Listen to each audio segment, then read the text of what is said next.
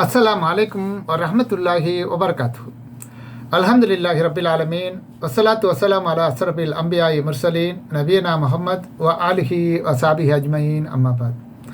கண்ணியத்துக்குரிய எல்லாம் வல்ல அல்லாஹு ஜல்லசானு தாலாவின் நல்லடியார்களே, அன்புக்கினிய சகோதர சகோதரிகளே, பிரமத அன்பர்களே, நண்பர்களே, உங்கள் அனைவரின் மீதும் ஏக இறைவனுடைய சாந்தியும் சமாதானமும் என்றென்றும் நிலவ பிரார்த்திப்பதோடு நான் சங்கை அப்துல் அஜீஸ். அல்லாஹ்வுடைய அருளால் அனைவரும் நலமாக இருப்பீர்கள் என்று நம்புகிறேன். அல்ஹம்துலில்லாஹ். எல்லா புகழும் அல்லாஹ்வுக்கே. இது அக்கீதா, அடிப்படை நம்பிக்கைகள் சம்பந்தமான, அதாவது ஈமான் சம்பந்தமான விஷயங்களை தொடராக நம்ம பார்த்து வருகிறோம். இது பாகம் 18. படைத்தவன் வேறு, படைப்பினம் வேறு என்பதை பற்றி விளக்கக்கூடிய சிறிய காணொளி. இதில் அல்லாஹ் அழகிய தோற்றமுடையவன் என்பதற்கு சில ஆதாரங்களை விளக்கமாக ஏற்கனவே பார்த்தோம். அல்ஹம்துலில்லாஹ். அந்த தொடரில் அடுத்ததாக,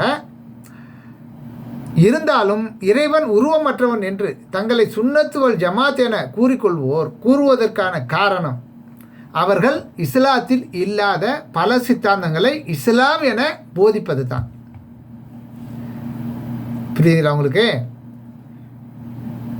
இறைவன் உருவமற்றவன் என்று தங்களை சுன்னத்துவல் ஜமாத் என கூறுவதற்கான காரணம், அவர்கள் இஸ்லாத்தில் இல்லாத பல சித்தாந்தங்களை இஸ்லாம் என போதிப்பது தான் காரணம். இதோ அவர்களின் ஆன்மீக நிலைகளை பற்றியும் கொஞ்சம் தெரிஞ்சுக்கோங்க. என்ன? ஷரியத்து, தரிகத்து, ஹக்கீகத்து, மாரிபத்து. இப்படி இதில் அவர்கள் கூறும் ஷரியத் என்பது மதஹப் மற்றும் தங்கள் இமாம்களின் சுய விளக்கம். இவர் இந்த மேற்கூறிய இந்த 5 விஷயங்கள் சொன்னோம் இல்லையா, இவைகளுக்கு முரண்படாத வகையில் குர்ஆன் மற்றும் ஹதீஸ் அவர்களின் மதஹப்புக்கு ஒத்து இருந்தால் மட்டும்தான் அதை எடுப்பாங்க, இல்லைன்னா அதை விட்டு தூரமாக போயிடுவாங்க. அப்போ அவர்களின் மதஹப்புக்கு முரணாக குர்ஆன் ஹதீஸ் இருந்தால் குர்ஆன் ஹதீஸை எரிந்துவிட்டு, தூக்கி தூரமாக எரிந்துவிட்டு மதஹபை பற்றி கொள்வார்கள் என்பதை தெளிவாக நாம் புரிந்து கொள்ள வேண்டும். பொதுவாக ஹலால் ஹராம் பேணுவது, இது அவர்களுடைய ஆன்மீகத்தில் முதல் நிலை. தரிக்கத் என்பது ஏதாவது ஒரு மகானை, அதாவது இறை நேசர் என்று சொல்லக்கூடிய வலியுல்லா என்று சொல்லக்கூடிய ஒரு இறை நேசரை நினைத்து கொண்டு அவர்களின் சமாதியை சுற்றுவது, முட்டுவது, முத்தமிடுவது, கழுவிய நீரை பக்தியுடன் குடிப்பது, அவரிடம் பிரார்த்தனை செய்வது போன்ற செயல்கள் மூலம் அந்த மகானின் அன்பை பெற்று அவர் மூலமாக சொர்க்கம் செல்வார்களாம். இதுதான் அவங்களுடைய ஷரியத்து. அல்லது ஏதேனும் மகானிடம், அதாவது சைத்தான், அவங்க பார்வையில் மகான் பையத், அதாவது உறுதிமொழி எடுத்து அவருடைய சிஷியனாக மாறுவது இல்லையா, அந்த மாதிரி ஒரு வேலையில் இது அவர்களுடைய ஆன்மீகத்தின் 2வது நிலை. சிஷியனாக இருப்பவர் ஆன்மீக அதிர்ச்சி, அதாவது ஆன்மீக முதிர்ச்சி அடைந்து மகானாக, அதாவது ஷைக்காக ஆவது.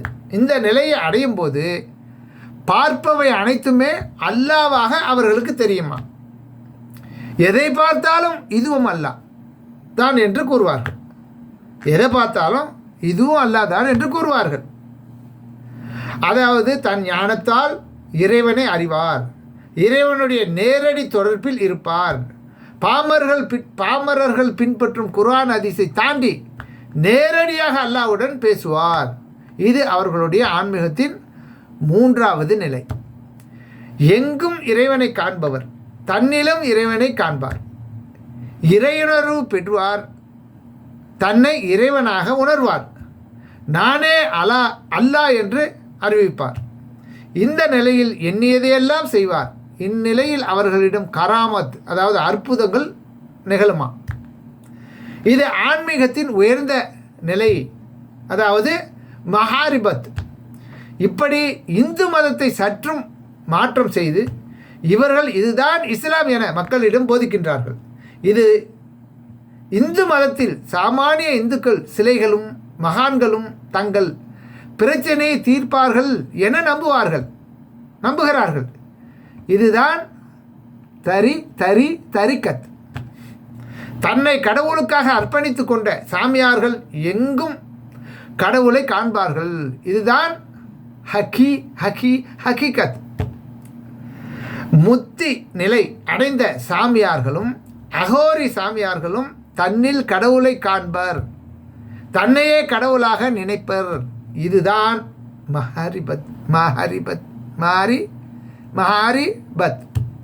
இதனால் தான் இறைவன் உருவமுடையவன் என இவர்கள் ஒத்துக்கொண்டால் படைத்தவன் வேறு படைப்பினம் வேறு என்ற நிலை வந்துவிடும். படைப்பினங்கள் படைத்தவனாக முடியவே முடியாது. ஒருவர் எவ்வளவு வணக்கங்கள் செய்தாலும் நல்ல அடிமையாக இருக்க முடியுமே தவிர இறைவனாக முடியவே முடியாது. உண்மைகளை ஏற்க வேண்டிய நிலை ஏற்பட்டுவிடும். மனிதன் கடவுளாக ஆகவே முடியவே முடியாது என்ற உண்மைகளை ஏற்க வேண்டிய நிலை ஏற்பட்டுவிடும். இன்னும் அப்படி ஏற்றுக்கொண்டால் அவர்களுடைய ஆன்மீகத்தின் 3ஆம் 4ஆம் படித்தரங்களை பொய் என ஏற்க வேண்டிய நிலை ஏற்பட்டுவிடும். மகான்கள் இறைத்தன்மை பெற்றவர்கள், அவர்கள் நாடியதை செய்வார்கள் என்ற இவர்களின் போதனைகளும் சித்தாந்தங்களும் தவிடு பொடியாகிவிடும்.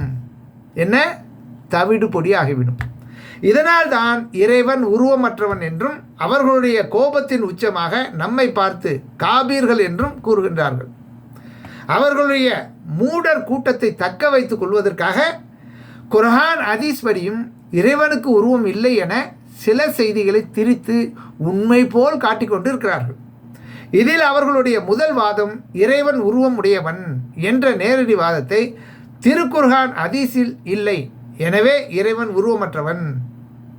இது ஒரு வாதமா? உருவம் என்றால் என்ன என்ற அடிப்படை அறிவு உள்ள எவரும் இந்த கேள்வியை கேட்க மாட்டார்கள். அல்லாஹுவை மூமின்கள் காண்பார்கள். அவன் அழகானவன், அரிசில் இருக்கிறான், அவனுக்கு முகம், கை, கால் போன்றவை உண்டு என்பதற்கான ஆதாரங்களே உருவம் உண்டு என்பதற்கு தெளிவாக இருக்குது குர்ஆன்ல. விதண்டாவாதமாக அவர்களுடைய இந்து மத சித்தாந்தத்தை கைவிட விரும்பாத போலி சுன்னத் வல் ஜமாத்தினர் அல்லாஹுவின் பண்புகளை சிதைக்கின்றார்கள். இத்தகைய செயலும் இறை மறுப்பில் தான் கொண்டு சேர்க்கும். மக்களே, சுன்னத் வல் ஜமாத்தார்களே, நினைவில் கொள்ளுங்கள், அல்லாஹுவையும் அவனது தூதரையும் மறுத்து சிலவற்றை ஏற்று சிலவற்றை மறுப்போம் என கூறி அல்லாஹ்வுக்கும் அவனது தூதருக்கும் இடையே வேற்றுமை பாராட்டி இதற்கு இடைப்பட்ட வழியை உருவாக்க யார் எண்ணுகிறார்களோ அவர்களே உண்மையாக நம்மை மறுப்பவர்கள், அதாவது காபீர்கள். அப்படிப்பட்ட மறுப்போருக்கு இழிவு தரும் வேதனையை நாம் தயாரித்து வைத்துள்ளோம் என்று அல்லாஹ் திருமறை குர்ஆன்ல 4வது அத்தியாயம் 150 152வது வசனங்களில் சொல்லி காட்டுறான். இஸ்லாம் போதிக்கும் அனைத்தையும் உண்மை என நம்ப வேண்டும். சிலவற்றை ஏற்று சிலவற்றை மறுப்பது கூடாது. அதாவது அல்லாஹ் அழகிய தோற்றமுடையவன் என பறைச்சாற்றும் நபிமொழிகளையும் திருமறை வசனங்களையும் அர்த்தமற்றதாக்கி மறுப்பதும் இறை மறுப்பே, குஃப்ரு, இறை நிராகரிப்பு. இன்னும் சில வாதங்களையும் அவர்கள் வைக்கின்றார்கள். அவைகளையும் தெளிவாக நம்ம வர இருக்கிற அடுத்தடுத்த காணொலியில் பார்ப்போம். தேங்க்ஸ் ஃபார் வாட்சிங். ஜஸாக்கல்லாஹ் ஹைரா.